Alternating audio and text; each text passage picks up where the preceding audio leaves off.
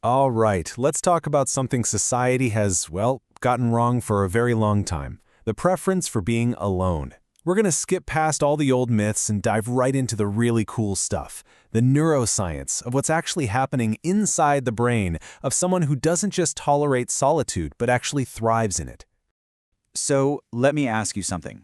Does this sound like you? You get an invitation to some big party or social gathering, and your very first thought isn't about what you'll wear, it's about what excuse you can come up with to stay home.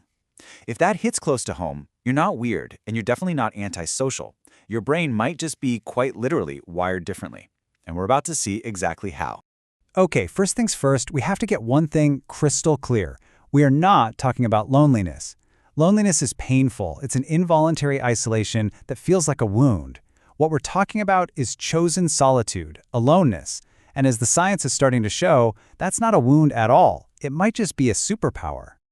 You see, for decades, psychology kind of lumped anyone who enjoys being alone into one big, concerning category, the loner. But thankfully, new research is completely dismantling that old, inaccurate myth, and it all starts by giving us a much, much better word to use. And that word, which is a real game changer, comes from a 2016 study at the University of Buffalo. The word is unsociability. Now, pay close attention to the definition. Non-fearful, calm, and confident. This isn't about being scared of people or hiding from the world. It's a genuine, positive choice to be with yourself. Right, so just to hammer this point home, this is not being antisocial. That involves hostility towards others, and it's definitely not being avoidant, which is all about fear. No, this is simply a preference. It's really no different than, say, preferring tea over coffee. Okay, so if it's just a preference, what's driving it? Where does it actually come from? Now we get to the fun part. Let's look under the hood and see what's really going on at a neurological level. A big piece of the puzzle is dopamine. You know, the neurotransmitter that's all about reward and pleasure. For extroverts, their dopamine system often needs a lot of external stimulation to get going, like a big, loud party. But for people high in unsociability, their dopamine system is way more sensitive. It means a ton of stimulation can feel like overload, while lower levels of it, as you see here, feel absolutely perfect. I love this analogy because it just makes so much sense. Think of it like a social spice tolerance. The extrovert needs the whole jalapeno, the big crowd, the loud music, to really feel that kick.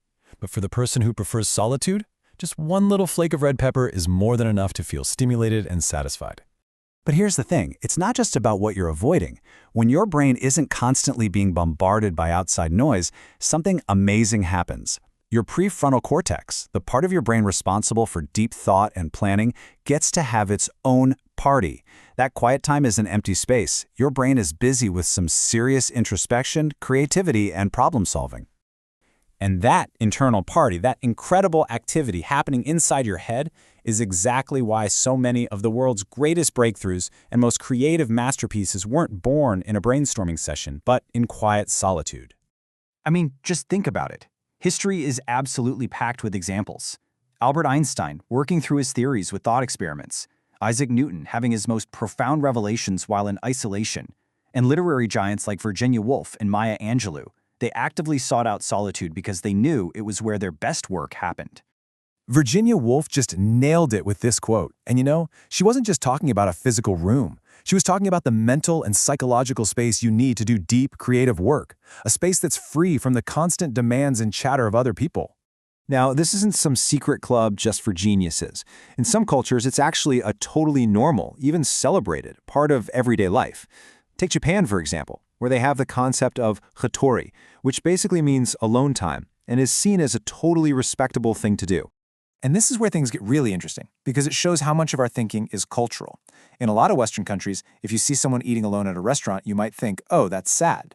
But in Japan, there were entire industries built around the solo experience. Solo dining, solo karaoke, you name it. It just goes to show you the stigma around being alone is learned. It's not universal. All right, this all leads us to a really important moment of, self-reflection. Because even if you know you enjoy being alone, it's absolutely vital to understand the why behind it. The great psychologist Abraham Maslow basically boiled it down to one single, powerful question you have to ask yourself. Is your solitude about running to something, to your thoughts, your creativity, your inner world? Or is it about running from something, from other people, from conflict, from connection? So what's the deal here? It really all comes down to your motivation.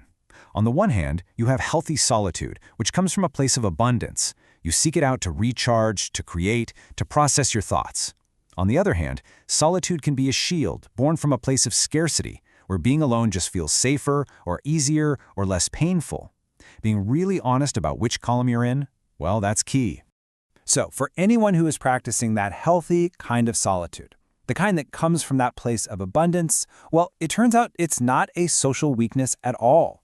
Modern research shows it's actually something far more powerful. And here's where we get this amazing, kind of counterintuitive finding. Research by Dr. Bella DePaulo has found that people who truly embrace and thrive in their solitude often report having stronger social connections. They aren't isolated at all. They're just very deliberate and deep in their connections. So, why is that? How does that even work? Simple. When you actually take that time to recharge and connect with yourself, you are a better friend, a better partner, a better family member. You aren't showing up depleted or needy. You're showing up as your full, present, and whole self. And all of this brings us to what I think is the most important takeaway here. In our modern world that screams for constant connectivity and 24/7 availability, choosing to disconnect isn't a social failure. It's an incredibly advanced and necessary form of social intelligence. So yeah, the next time someone gives you that look and asks why you're alone, you could launch into a whole lecture about dopamine sensitivity and prefrontal cortex activation. Or you could just smile and say this. It's a quiet, confident acknowledgement that your own company isn't just a backup plan, it's a destination. And honestly, that might be the most intelligent thing of all.